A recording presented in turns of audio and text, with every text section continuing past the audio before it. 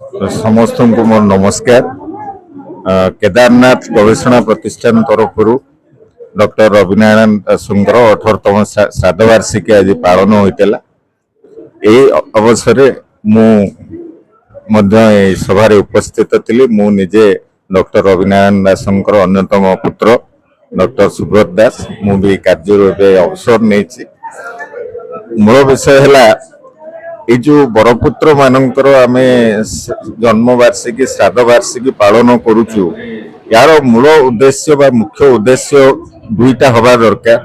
प्रथम कथा होची ओडिशार संस्कृति इतिहास एवं अतीतर गौरवमय गाथा को आमे लोकलोचन को आनिबा पई काम करबा दरकार एवं एथिपई ओडिशा रे गोटे सुजोग सृष्टि करने दरकार जे नुआ नुआ केमती आमर स्कॉलर्स डेवलप हे जो मान के रिसर्च करेंगे काम करेंगे जहाँकि रुद्धिमंत करने केदारनाथ गवेषणा प्रतिष्ठान जन्मरू चेष्टा करी आसुची मूलरू एवं मु आशा करुच्ची आगुक केदारनाथ गवेषणा प्रतिष्ठान एभली बरपुत्र मानकर विभिन्न श्राद्ध वार्षिकी जन्म वार्षिकी पालन सहित मुख्य उद्देश्य को लेकिन आगू बढ़े और ओडिशार